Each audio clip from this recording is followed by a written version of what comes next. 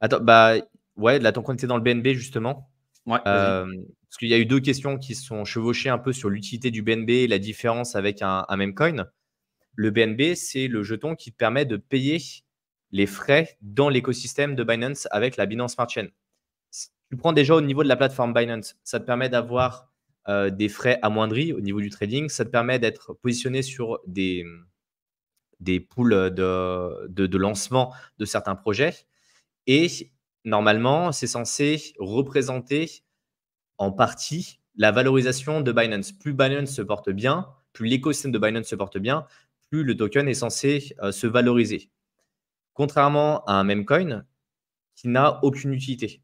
La seule utilité qu'il a, c'est de faire de la spéculation, à dire bah, j'ai 3 images de chiens sur mon PC, ou un crapaud, ou un truc comme ça. Voilà la grosse différence fondamentale que j'ai entre les deux. Donc, le BNB est utile dans son écosystème. Un meme coin n'est pas utile. Voilà, si on veut vraiment parler de différence de fond. Après, c'est pas parce qu'un projet est utile ou qu'un Qu'il est projet bien n'est pas valorisé. utile qu'il est Voilà, bien non, non, bah, valorisé ou surtout qu'il a un fondamental intéressant, hein. Vous pouvez avoir une utilité sur des trucs et avec une valorisation qui entre guillemets, pue la merde, hein. Et des mêmes coins, comme le Dogecoin, hein, qui n'a aucune utilité depuis 2014 et qui, si, je crois pareil, qu'ils a ont. Attends, non, non, non, non, ils ont sorti une espèce de blockchain il y a 1 an, là. Ouais, mais c'est un meme Donc coin. maintenant, Globalement, le Dogecoin, oui, c'est un meme coin, c'est tu un vois. c'est un meme coin, mais aujourd'hui, il a une petite utilité. Ils ont essayé Mm. de trouver une utilité, en fait. Ouais, ok. Donc, il n'a pas Mais zéro bref, utilité, mais voilà, mais dans la ce que majorité je des cas, dis, c'est le cas. Ouais. c'est que le Dogecoin, par exemple, c'est un alt qui a surperformé le Bitcoin et l'Ether presque depuis sa création. Voilà. Donc en fait, si vous voyez, en fait, l'analyse fondamentale, hein, qu'on propose sur des programmes comme Crypto Investisseur, par exemple, vous avez le lien dans la barre d'infos, ça a pour objectif de vous faire une vision à 360 degrés sur l'analyse d'un projet. Parce que l'utilité, c'est une chose, la tokenomics, c'est une chose. Il y a plein d'autres choses. Il y a les fondateurs, il y a la problématique à laquelle on va essayer de répondre, est-ce qu'il y a un MVP, enfin bref, il y a plein de choses à regarder. Et après, c'est un curseur. Voilà. La centralisation de la supply, comme on en a parlé tout à l'heure, la centralisation de la supply, ça peut être un point positif ou négatif. Aujourd'hui, si vous regardez tout ce qui a de la valeur à l'heure actuelle, que ce soit l'immobilier, que ce soit la bourse, que ce soit les actions, les obligations, ce que vous voulez, c'est centralisé dans les mains d'une minorité de personnes. Tesla, par exemple, Elon Musk détient une grosse partie des actions Tesla. Jeff Bezos détient une grosse partie des actions Amazon, même s'il a été dilué avec le temps, avec les différentes seeds d'investissement, avec les investisseurs, enfin les VC, qu'on appelle les ventures capitalistes, qui rentrent après dans les entreprises comme ça au fur et à mesure du temps.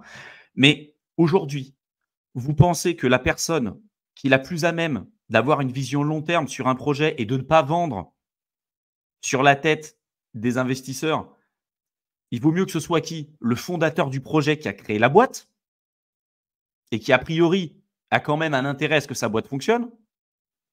Ou alors, il faut que ce soit dans les mains de monsieur et madame tout le monde qui, lui, a envie de vendre ses actions pour une petite plus-value, pour s'acheter une nouvelle voiture ou pour partir en vacances à Argelès. Vous voyez ce que je veux dire? Et en fait, en crypto, c'est ça. C'est que la majorité en fait, des mecs te disent la centralisation, c'est mauvais. Non.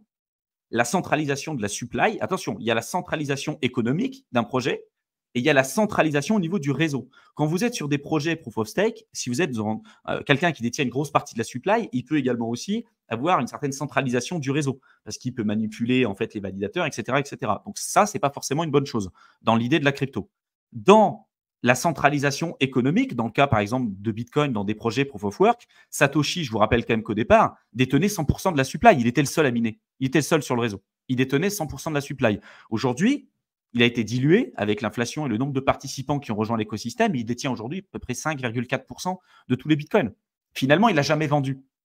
Peut-être qu'il se réveillera un jour, peut-être qu'on ne connaîtra pas son truc, mais ça a ajouté une puissance acheteuse qui est énorme. Pour le BNB, c'est pareil. Si vous avez une baleine qui détient 95% de la supply d'un projet et qui décide de ne pas le vendre, voire même d'acheter son projet, bah, c'est énorme. En fait, il reste que 5% de la supply qui sont entre les mains de monsieur et madame tout le monde qui, eux, veulent spéculer et éventuellement gagner de l'argent. Et vous n'avez pas une plus-value importante et significative et une croissance du cours qui peut être exponentielle sur un projet si vous n'avez pas une centralisation économique d'un projet et des baleines qui rentrent sur ces trucs-là avec des gros montants.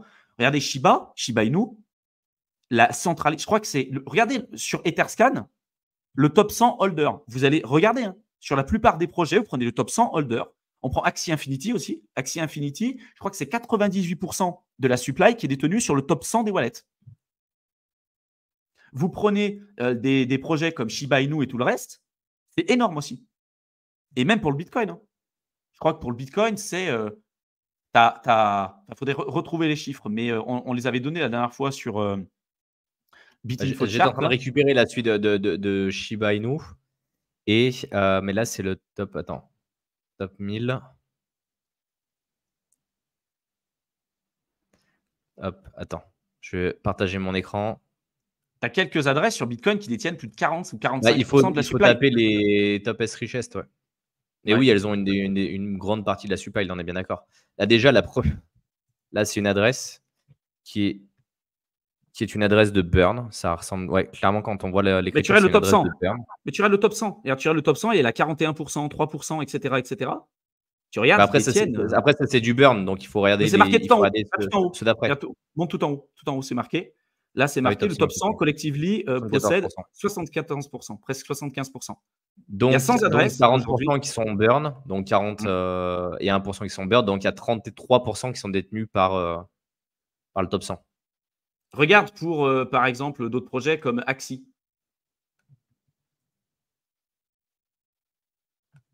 Axie Infinity, par exemple, qui a très bien performé sur le cycle précédent. Hop. Voilà, 98,39%.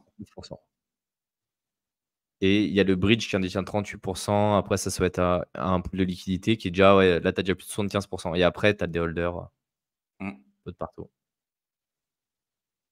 Et pour Bitcoin, je vais partager mon écran aussi, hein, mais c'est pareil. Hein.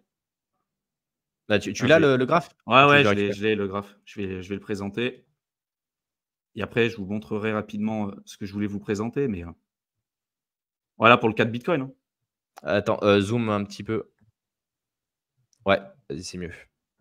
Donc là, vous avez en fait le nombre d'adresses, sachant qu'une personne peut avoir plusieurs adresses, on est d'accord. Là, vous avez le pourcentage d'adresses totales et le nombre de bitcoins qui sont détenus en fait par ces adresses. Et vous voyez qu'aujourd'hui, il y a vraiment une minorité d'adresses qui détiennent une grosse partie des bitcoins. Alors, on a peut-être certains qui sont perdus sur des adresses qui ont été oubliées, sur lesquelles on n'a plus d'accès aujourd'hui. Mais regardez, hein, les pourcentages. Hein. Tu peux prendre les 60% en total, la ligne du dessus. Et globalement, il y a 14 000 personnes. Si vraiment on fait le cumul, 14 000 personnes détiennent 60% de la supply de BTC. Voilà. À peu près 15. Là, on est plus près des 15 que des 14. Et c'est là, en fait, que des fois, on a un double discours avec des Bitcoin Maxi qui vont te dire c'est décentralisé parce que tout le monde a son droit et tout. Ouais, mais en fait, le système capitaliste fait que de toute façon, tu auras une centralisation de la supply à un moment donné ou à un autre. Voilà. Tu peux être amené en te disant vas-y, je prends les 21 millions de Bitcoin, je les divise sur les 8,5 milliards de personnes autour du monde de manière égale. Tu reviens 10 ans après, tu verras que tu en auras beaucoup qui auront vendu leur truc à perte et ça sera de nouveau centralisé dans les mains de certaines personnes qui diront moi, je te rachète tes pouillèmes de BTC parce que j'y vois une opportunité. D'autres qui se diront ça me fera du cash rapide et ça finira par se recentraliser à un moment donné ou à un autre. Ça a toujours été comme ça, sur tous les actifs.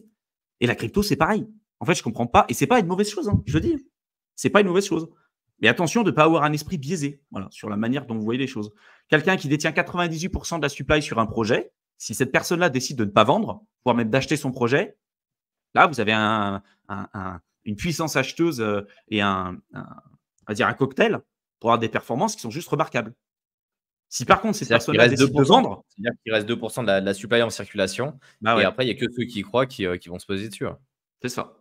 Par contre, si demain, cette personne-là décide de vendre, c'est sûr, là, allez vous cacher, c'est fini. Hein. Là, il fait rug pull, le machin, c'est terminé. Mais est-ce que. Il n'y a même pas rug pull parce que quand tu détiens 98%, c'est déjà toi qui as toute la supply. En fait. Oui, c'est ça. C'est même pas rug pull. Tu achètes les 2% qui restent et merci, au revoir, en fait. Là, c'est clair.